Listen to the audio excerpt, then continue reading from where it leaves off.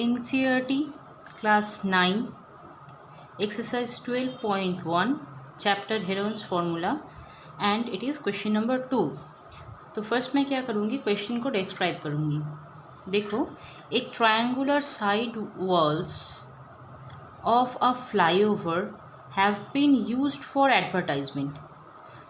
मैंने थोड़ा सा यहाँ पे ट्राई किया है फ्लाईओवर को ड्रॉ करने के लिए। यहाँ से गाड़ी इस तरह से फ्लाईओवर से जाके क्रॉस करके इस तरफ से नीचे आ जाता है। ओके, तो ये जो फ्लाईओवर है दो साइड में यहाँ पे एक ट्रायंगुलर शेप बना हुआ है। जिस तरह का साइज़ यहाँ पे है सेम इसी साइड में है, दूसरे साइड में। ओके, तो ये बोला गया है the sides of the wall, जो वॉल है उसका साइड कितना है 122 मीटर। जैसे मान लो ये 122 मीटर है, 22 मीटर, ये 22 मीटर है और उस तरह से ये 120 मीटर। उसी तरह से ये भी होगा 122, ये भी 120 और ये भी 22। तो ये वाला जो ट्रायंगल है इसको मैं ड्रॉ कर लेती हूँ यहाँ पे। This is 122, this is 120 and this is 22। All these sides are of unit metre.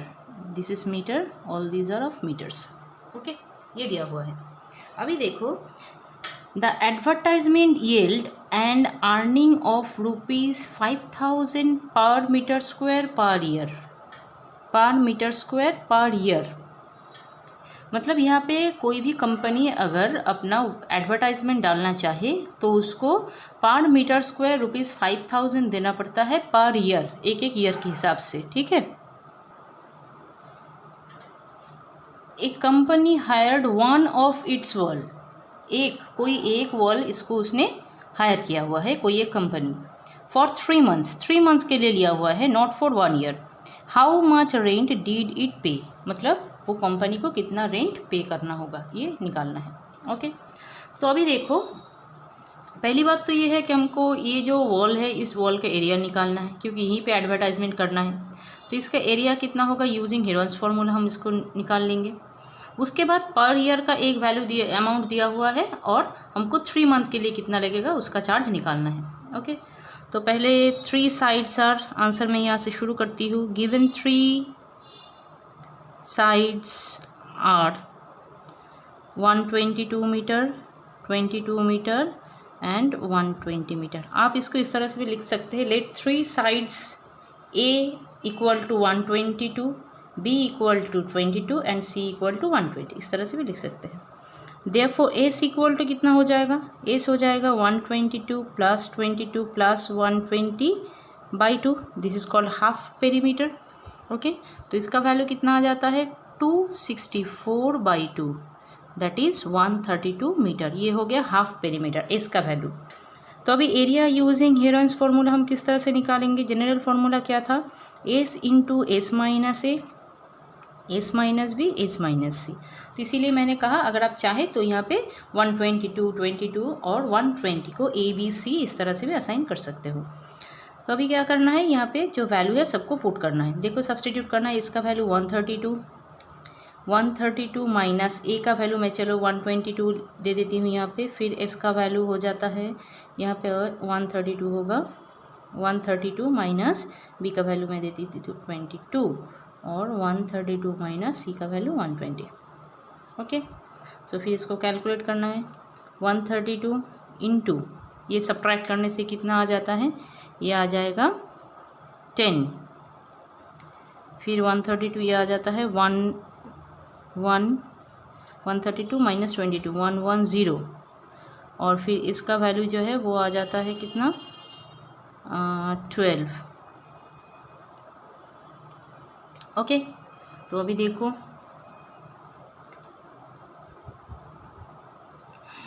One 132 का अगर आप प्राइम फैक्टराइजेशन करोगे, रफ में कर लेना, यहाँ पे कॉपी में अगर राइट साइड में कुछ रफ करने का जगह होगा तो 132 को आप 2 से डिवाइड करो तो आपका हो जाता है 6 कैरी 1 6। तो यहाँ पे ले चलो दे देते हैं हम, यहाँ पे एक 12 है ना, तो मैं यहाँ पे 6 दे देती हूँ 11। तो 12 इंटू 11 क्यों लिखा, क्योंकि यहाँ पे ऑलरेडी एक 12 है तो मुझको रूट से निकालने में आसानी होगी। तो ये 132 को हम लिख देते हैं 12 इंटू 11, ये वाला हो गया।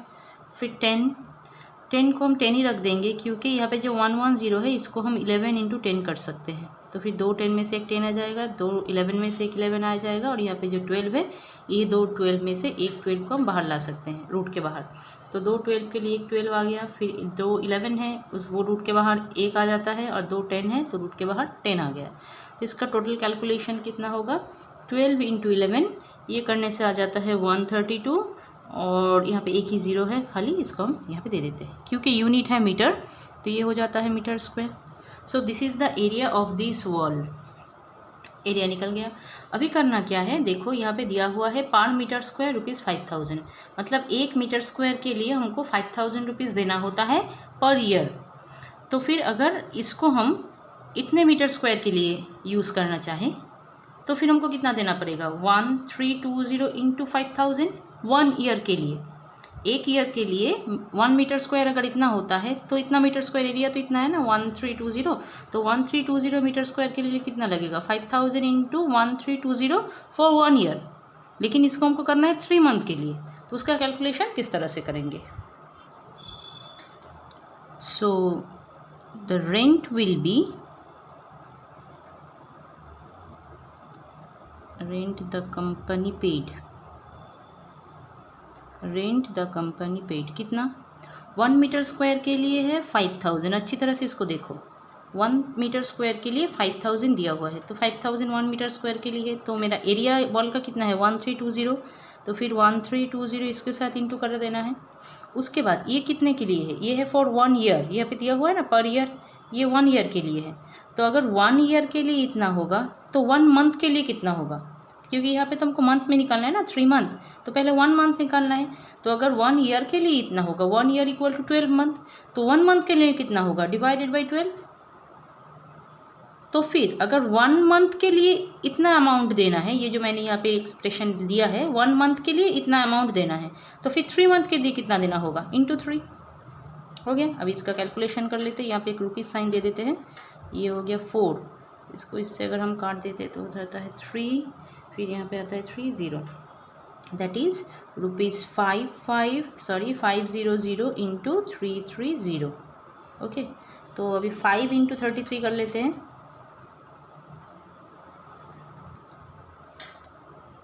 5 कैरी 1 देन 165, और ज़ीरोज़ कितने हैं 1 2 3 4, यहाँ पे 4 ज़ीरोज़ हम दे देते हैं।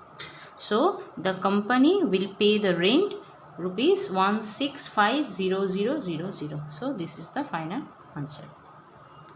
आई होप ये वीडियो आपको समझ में आया होगा।